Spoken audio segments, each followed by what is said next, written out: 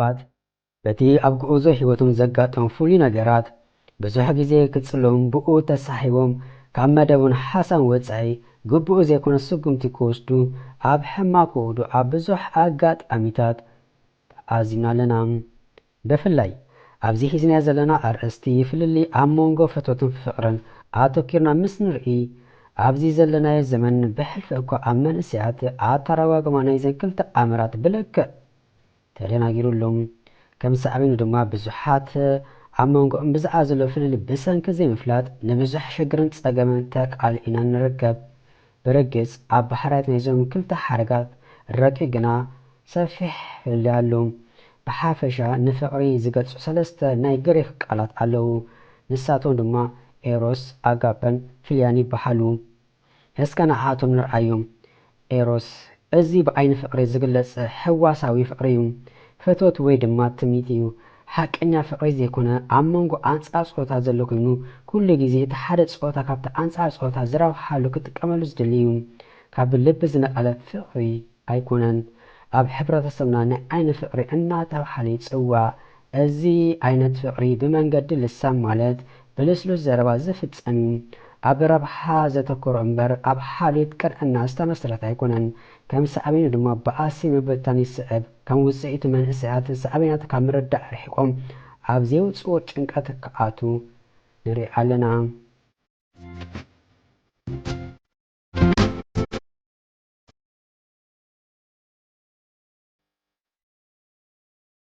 ኤሮስ ኣብ 1940ታት ኣብ ኣሜሪካ እዩ ተዘውቲሩ። ነዊሕ ግዜ ዝጸንሐ ድማ ኣብ ኣፍሪካ ኤውሮጳን ክኣቱ ግዜ ኣይወሰደን። ኣብ መንእሰያት ዘጋጥሙ ዘሎ ሳዕቤናት ናይዚ ዓይነት ፍቕሪ ምስ ንምልከት ቀዳማይ ብመስሒ መጻምርቲ ምቅያር። እዚ መሰረቱ ናይ ሕዋስ እምበር ካብ ልቢ ዝመንጨው ስለዘይኮነ ኣብዚ መዳይ እዚ መንእሰያት ዓይኖም ኣዕጉን እዩ። ኣብ ኣሜሪካ ብፍላይ ድማ ኣብ ክልል ዕድመ 10-25 ዝርከቡ መንእሰያት ትሕቲ ዕድመ ብገምጋም 10 ግዜ ጾታዊ ኣዕሩኽ ይቕይሩ። ኣብ መንእሰያት ሃገርና እውን እንተኾነ እዚ ከም ልሙድ ተርእዮ እናኮነ ይመጽእ ኣሎ። እዚ ንጥዕና ብሓፈሻ ንህይወትና ዘሰግፍ ጉዳይ እዩ። ካልኣይ ኣብ ቃል ኪዳን ዘይምጽናዕ። መልክዓ ጽብቕቲ እያ፣ ምሁር እዩ፣ ሃብታም እዩ፣ ገዛ ኣለዎ ኣብ ዝብል መለክዒታት ዝተመስረቱ ሓዳር ዕምሮም ነዊሕ ክኸውን ዘሎ ተኽእሎ ጸቢብ እዩ።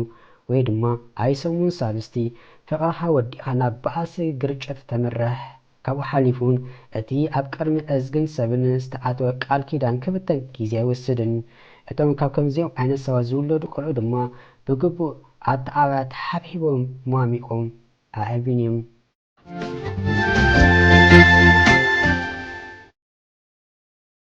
ፍልያ እዚ ዓይነት ፍቕሪ ንስድራኻን ኣዕሩኽትኻን ተመሳሳሊ ጾታ ወይ መሓዙትካ ዘለካ እትሕቦ ፍቕሪ እዩ። መሓብን ሙሳድን ከዓ የጠቃልል።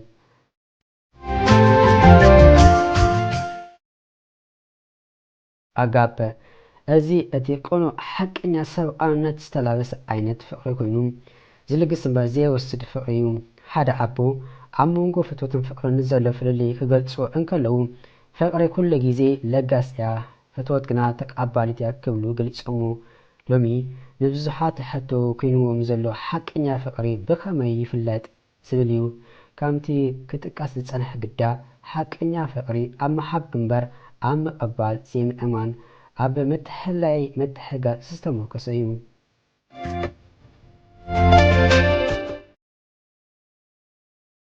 እስከ ሕጂ ድማ ጽብቕቲ ልቢ እንታይ ከም ትመስል ሓቢርና ንርአ።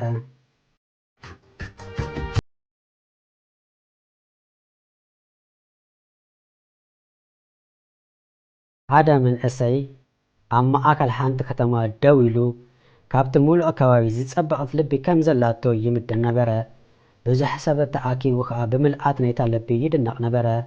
ዝኾነ ጸሓት ዓርፊ ሓጫር ይኹን ካልእ ኣበር ዘይነበራ ምዃኑ ከዓ ጽብቕቲ ልቢ ክትከውን ትኽእል እያ ኣብ ዝብል ተሰማምዑ። ነዚ ዝሰምዐ መንእሰይ ከዓ ብልቡ ኩርዓት እናተሰምዖ ካብ ናይ ቀደሙ ኣወታ ወሲኹ ክጭድር ተሰምዐ።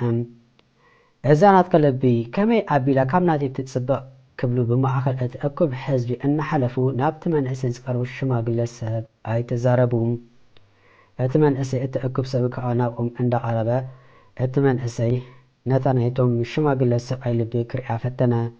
እንተኾነ ጽቡቕ ሕርመት ዘለዋ ግና ከዓ ዝተጎድአት በሰላ ጫሕጋር ገለ ክፋላ እተቐንጠበ ንዝጎደለ ክፋል ክምለ ተሓሲቡ እተለቀሙ ዘይተገጣጥሞ ሓዝ ዝበለ ሓጋፍ ዘለዎ ንምርኣይ ባሕ ዘይተብል ነበረት። ነዚ ዝረኣየ ካልኦት ድማ እዚ ሰብኣይ ነዛ ከም ዝበለት ልቢ ሒዙ ከመይ ኢሉ ናተይ ትፀብቕ ክብል ዝደፍር እናበሉ እንኮላይ እቲ መንእሰይ ኣባጨውሉ ናትካ ንምርኣያ ፅብቕቲ ሓቂ ሓበለ እቲ ሽማግለ እንተኾነ መዛናተይ ክልውጥ እኳ ኣይበህግን። እዚ ትርእዮ ዘለኻ ነፍሲ ወከፍ ጫሕጋር ንነፍሲ ወከፍ ፍቕረይ ዝሓብኮ ሰብ ይውክል። እዚ ትርእዮ ዘለኻ በሰላ ፍቕረይ ካብ ልበይ ቀሊጠ ናይ ዝሓብኮም ሰባት ምልክት እዩ። እዚ ትርእዮ ዘለኻ ጫሕጋር ሃጎስ ንዝፈጠርክሎም ዘፍቅሮም ሰባት መዘከርታ እዩ። እዚ ትርእዮ ዘለኻ ሓጓፍ ከዓ ፍቕረይ ንምግላፅ ጓሓጒሐ ዝሓብኮ ግና ከዓ ከንድኡ ዘይመለስለ እዩ።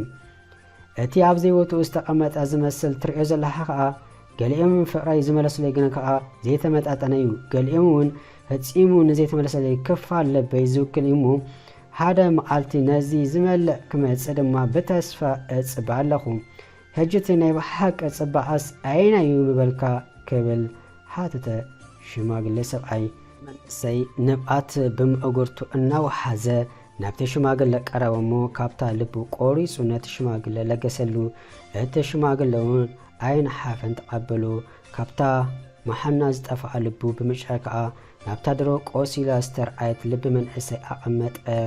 እቲ መንእሰይ ናብ ልቡ እንተጠመተ ዘይከም ቀደማ ንምርኣያ ደስ ዘይተብል ግና ድማ ዝፀበቐት ኮይና ተረኣየቱ።